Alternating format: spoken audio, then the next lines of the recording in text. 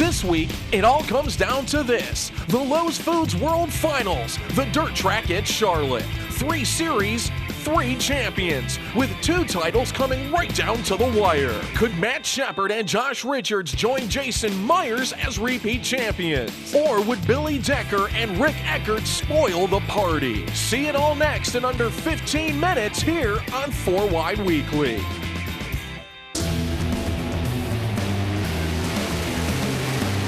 A main action at the Lowe's Foods World Finals at the dirt track at Charlotte here in Concord, North Carolina, kicked off on Friday night, and it was the Super Dirt Car Series. Heading to the Speedway first, and of course the story in the Super Dirt Series. Billy Decker and Matt Sheppard battling for that series championship. Decker entered as the point leader, but here right on the first lap in corner number 1, he makes contact with Gary Tompkins, causing left side body damage to the Gypsum Wholesalers number 91. Decker would be mired in the middle of the field the rest of the event.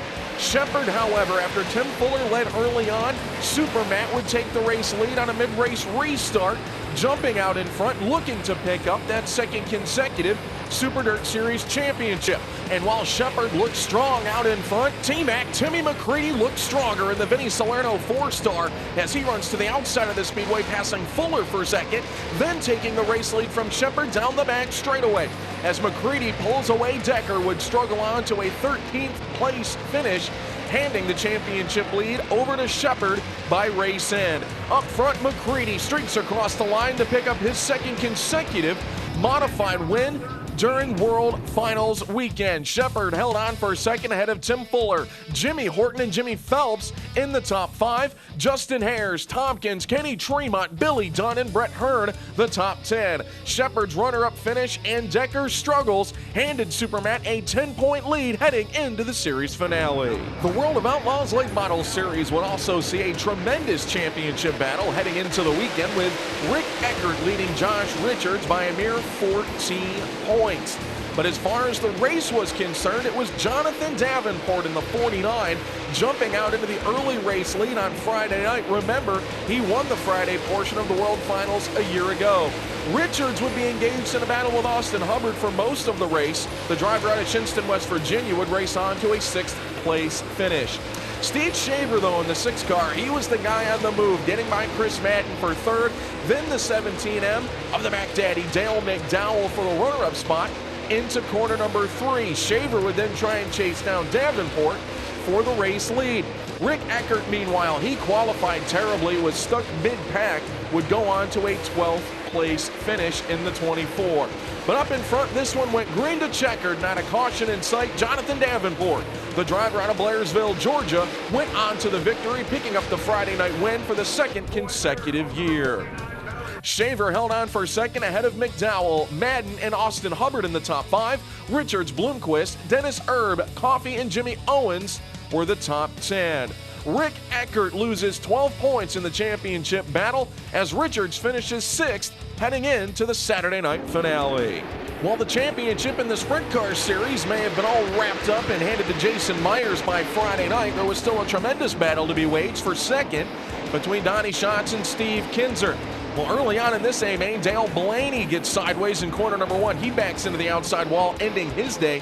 With shots out in front, Kinzer was slowly dropping back. Sammy Swindell in the big game tree stands number 1 was on the move. After a caution on a restart here, the 6 of Ian Madsen flips into the outside wall. Madsen was okay.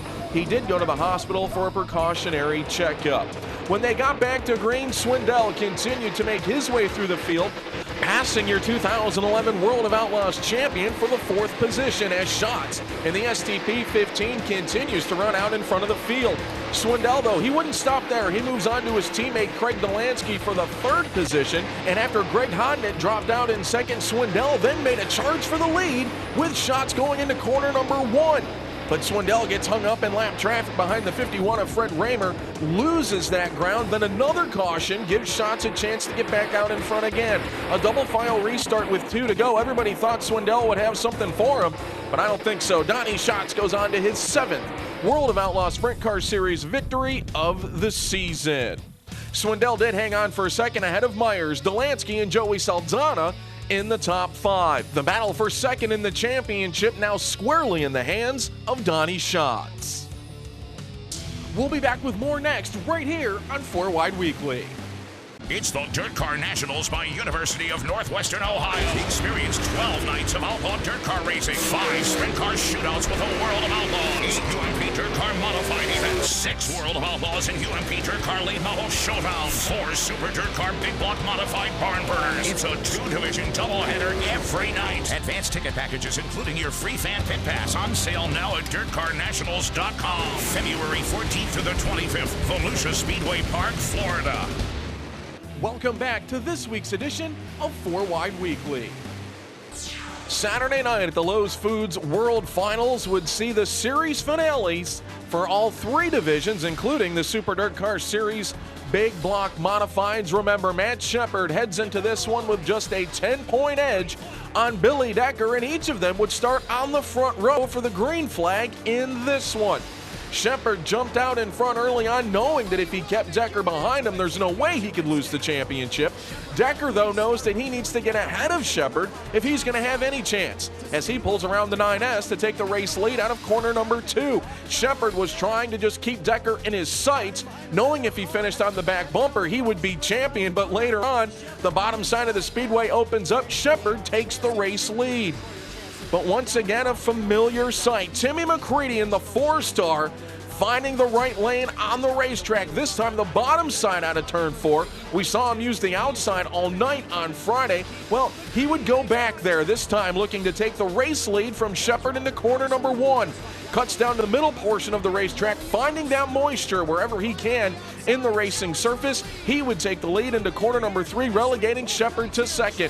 From that point on, it was all McCreadie, going on to his 3rd consecutive modified win at the World Finals. Sheppard would finish 2nd, Decker would finish 3rd. That means Matt Sheppard is now a 2-time Super DIRTcar Series Big Block Modified champion. Timmy McCreadie was having some fun of his own here on the front straightaway. Wow, I think Vinny Salerno, this 4-star team, it's unbelievable. Pat Morrison came out with a new program this year for an engine, and we've only run this car probably 5-6 times, and damn, this motor's a singing motor, man. It's a lot of fun to drive for these guys.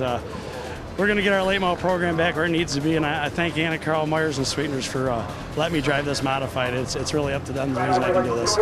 Jimmy Phelps came across the line in 4th ahead of Timmy Fuller in the top 5. Bobby Gerald caught up with your 2011 Super DIRTcar Series champion. Yeah, feels great. We'd like to win one of these things. I think we finished 2nd to Timmy the last 3 races down here, but it seems to be our good luck charm. We came from way behind and we were able to, make up. I think we made up 65 points this weekend or something. And we didn't have a lot of confidence coming into this weekend thinking that we would be champion, and here we are, we're champion again. It just feels great. Sheppard wound up with a 15-point edge on Decker for the series championship. Phelps, Brett Hearn, and Danny Johnson rounded out the championship top 5. Once again, even though the championship battle was settled in the World of Outlaw Sprint Cars Series, all eyes were on that battle for 2nd in the championship between Steve Kinzer and Donny Schatz. Saturday's A-Main would see the brothers Madsen on the front row, Ian in the 6th, Kerry in the MRN number 92, and it was Kerry jumping out in front early on. Once again, though, Donny Schatz, after looking great on Friday night, he was looking strong again on Saturday. Cutting by Jason Meyers, then on past Kinzer, Ian Madsen as well in the 6th car, as Donny moves up into the runner-up spot, trying to chase down Kerry in the number 92. Schatz finds the low side out of turn 4 to take the race lead, but keep an eye on Kerry. He cuts it back to the low side, pulling a big slide job out of turn 2, but he killed all of his momentum. Schatz would move into the race lead. Once again, the A-Main would come down to a double file restart with 2 to go. Schatz and Kinzer up there in the front row. Craig Delansky in the 7. He goes to the outside trying to make a move for that runner-up spot, but he couldn't make it stick. Donny Schatz in the STP 15 runs on to his 8th World of Outlaws victory of the season, his 6th career win at the dirt track at Charlotte. Steve Kinzer would come home in 2nd. Delansky held on for 3rd ahead of Cody Dara and Greg Hodnett in the top 5. Kerry Madsen slid back to 7th place. Jason Meyers now a back-to-back World of Outlaw Sprint Car Series champion, while Schatz managed to hold off teammate Kinzer for 2nd. Once again, it seemed very possible that the World of Outlaws Late Model Series Championship could come down to the final lap to determine a champion, and Saturday night would prove to be very exciting for that, as Jimmy Owens jumps out in front early, getting by the 49 of Johnathan Davenport, who was looking for a second consecutive series win. Davenport would slip high and leave the door open for Scott Bloomquist as well. Remember, Owens in the 20 machine out in front was looking for his third consecutive Saturday night win in the World Finals, and it looked as though he may lose ground here to Scott Bloomquist in the 0 machine, but Owens uses the outside of the track masterfully in lap traffic to cut off Bloomquist's line, going to the bottom side in corner number 3 as they shove Austin Hubbard out of the way. Further back in the field was the battle for the championship. Eckert in the 24 with a 2-point lead on Richards in the blue number 1 machine. And Eckert on the low side, getting past Richards, going 3 wide down the back straightaway to try and win that elusive first World of Outlaws championship as Richards slings to the high side. But just a couple of laps later, Richards finally finds the cushion as Eckert leaves the bottom side. Richards gets around Eckert to now take the lead in the series championship. But later, Eckert trying to get back by on the high side. They both missed the big one, just barely. In corner number 4, Richards, you can see in the replay, chooses the bottom side of the racetrack to get by. Eckert was forced to commit to the high side, just barely getting off of the 39 of McCreadie and the 17M of Dale McDowell. When the race went back to green, Owens again would run out in front, and Richards appeared to be driving away from Eckert for the series championship. But as Jimmy Owens in the 20 machine out of Newport, Tennessee, streaks across the line for his third consecutive Saturday night World Finals win, Josh Richards loses a right rear tire on the final lap. Eckert pulls to the inside to grab the position and run on to the World of Outlaws Late Model Series Championship, the first of his career, as once again, the World of Outlaws Late Model Series Championship comes right down to the wire. There was a race winner. His name was Jimmy Owens, and Bobby Gerald caught up with him. We've been fortunate to qualify good and, pick the right tires for the last night and put ourselves in the position to be able to win. And, we just got to thank Mike Reese and all of our sponsors, VP Fuel, Redline Oil, and Midwest Sheet Metals and all those guys. And they're all such a huge part of what we do. And, Scott for building us a good car. And, and to be able to bring this thing home 3 years in a row, it's pretty cool in my book. Scott Bloomquist, Johnathan Davenport, Steve Shaver, and Dennis Erb joined Owens in the top 5 on Saturday night at the dirt track at Charlotte. Eckert goes on to edge Richards by 14 points for the title. Roger Slack talked with your new champion.